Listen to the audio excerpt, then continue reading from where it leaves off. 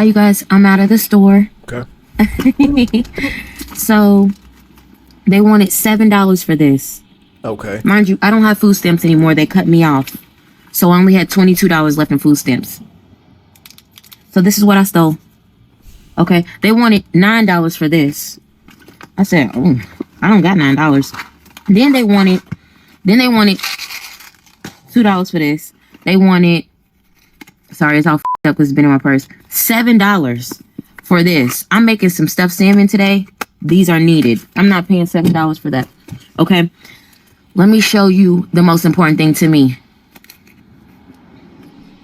Short ribs. Take off the label so that you don't beep. Get your... I'm so sick of these people. You know, oh! Take off the label so that you don't beep. Take off the label so that as you are exiting the store with products that you have stolen, you don't set off the alarms. This woman put a stack of short ribs in her purse. I mean, you just can't make this up. When I tell you this fourth quarter is crazy, this fourth quarter has the potential to be absolutely insane. We are seeing people take purses into stores and put short ribs in their purse. We'll let her finish. Fucking neat. How many do you think that I got? How many short ribs is that? We are not in a good place right now, man. We're not in a good place. Not only did she steal the short ribs, did she steal the Tic Tacs and steal the seasoning and steal what she needs to prepare her short ribs the way that she wants to. She made a video showing that she did it and has actively found a way to evade setting off the store alarms. Just take off the barcode. Take off the sticker that has the barcode on it so that you don't beep. Because listen, if the barcode's not there, then to a degree the product cannot be properly accounted for. This is why the sticker is removed. The sticker that has the barcode, product codes. We're not in a good place, man. We're not in a good place. And we're not as civilized. We're really not. What separates us from other countries is resources.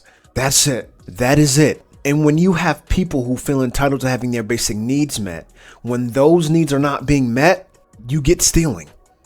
You get, by any means necessary, I'm going to get mine. And this is an example of that. Let me tell y'all something. If they don't give out them stamps at the beginning of the month, I know one thing for certain, two things for sure. All y'all Walmart greeters and receipt checkers better do what Martin Luther King told you to do and turn the other cheek. If you see somebody walking... Do what Martin Luther King did. Do what Martin Luther King told you to do and turn the other cheek. Martin Luther King tell us to do that? Or did someone else? I could be wrong. Let's continue.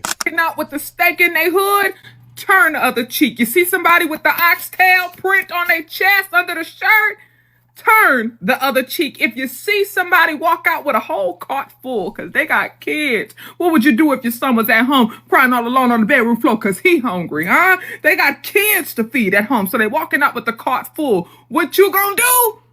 So we're using lyrics and scriptures to validate stealing groceries. We're using lyrics and scriptures and attributing those scriptures to the wrong person. We're using scriptures and lyrics to validate stealing groceries. Listen, if as the greeter, if you see the oxtail print under the shirt, turn the other cheek. Now, here's the problem with telling Walmart greeters and receipt checkers to mind your business. The problem with that is that it's their business to ensure that products that belong to Walmart are not being stolen. It's their business to make sure that people aren't stealing. And the scrutiny to that job just went to a new level.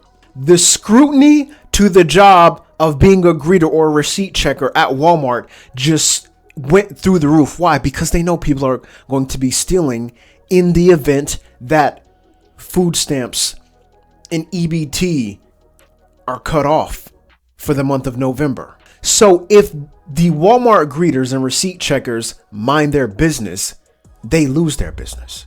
And if they lose their business, they lose the ability to provide for their family. Fact.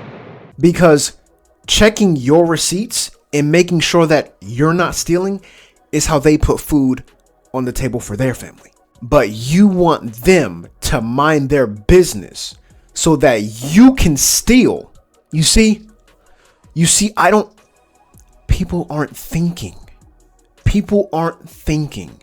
People are thinking only of themselves. It is this selfish, this egregious selfish mentality that has food stamps and EBT in the place that it is now.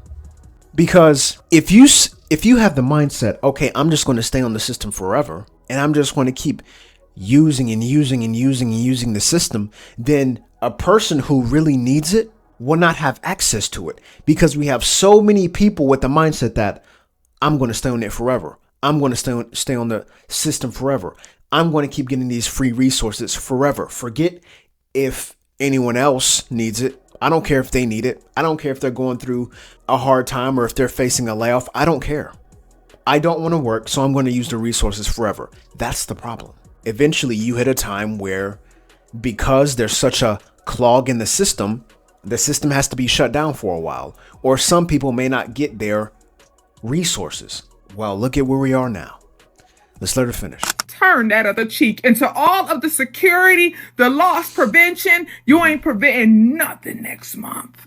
Don't zoom in on the cameras in the back, zoom out. If you want to be a part of the revolution, zoom out on the cameras and turn the other cheek at the door. Don't you be on your job.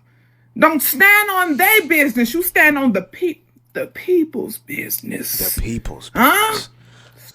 If you want to be a part of the revolution and stand on the people's business, don't zoom in on the cameras. Don't check the receipts. Ignore what you see. Turn the other cheek. You see how scripture is being used to validate theft? That's dangerous, by the way. If you want to be a part of the revolution, just turn the other cheek. Receipt greeters, just let us do our thing. If you see carts full, just ignore it. Let me tell you something, man.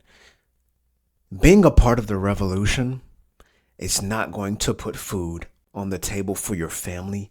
Being a part of the revolution is not going to keep the lights on in your house. It's not going to keep gas in your car. It's not going to keep the bank satisfied as it pertains to your car note. It's not going to keep the bank satisfied as it pertains to your mortgage. People who want you to be a part of the revolution oftentimes do not have to lose what you do. They don't have as much to lose as you. So yeah, it's okay for them to say, I'm going to be a part of a revolution, because they don't really have anything else to be a part of. Don't stand on their business. Stand on the business of the people. The people don't have any business. The people don't have any business. Do not go out here and try to be a crusader. People with this mindset will ask you to throw away your job. Throw away your job so that they can make it out of the store with hundreds of dollars of stolen products and goods. Hundreds of thousands of dollars of stolen products and goods. But see, when you truly understand business, you understand that those products are not free to those corporations. Those products are not free to the owners. It's not free. Those products are not free to them. Not only are the products not free, the product placement in the store is not free. See, I'm not even going to go too much into the details of that, because that's a level of business and economics that people just aren't ready for. So I'm going to keep it PG and talk about this, but it's not free. It's not free to them. So but people don't get it. People don't get it, and they refuse to get it, which is why they will forever be dependent upon the system to feed them. as someone who has never been approved for food stamps, I'm not gonna lie, I'm actually happy for this food stamps cut. Okay. And it's not for the reasons that you think. It's not because I'm like a hater and I'm upset that people are getting like free stuff. No. I just can't wait for the looting. Yeah. Because as someone who is not on food stamps and you have to constantly pay for these expensive groceries, Yeah. I'm tired. I'm sick of it. Like I just can't wait for the looting. Just be walking around somewhere, mind my business. Maybe a Whole Foods get caught up. Even a mom and pop shop. It is what it is. You know, it is what it is. But some free groceries would be nice. So just let me know when that starts. And I don't want this to last too long. I don't want the cuts to last like that long. Like, no, I just want it to last long enough for me to get some stuff. Wow. So she's happy that there's a potential that people could lose their food stamps in November. Not because she's, glad that people aren't going to be able to, use free resources to buy groceries. She's excited because this means that there's going to be chaos. People are going to loot and steal, and that gives her an opportunity to go into the stores and get some groceries for free. I don't even know what to say to you right now. I mean, I really don't even know what to say right now. This is unbelievable. So as people are going into stores, causing mayhem, blasting through the doors, running out with free goods, stolen goods, and products, she's going to run right in and be a part of it and maybe get a chance to save some money by grabbing some free items. Listen, man, this is unbelievable. But we will be here to analyze and react to all of it. That is it for me today. I'll catch y'all in the next video.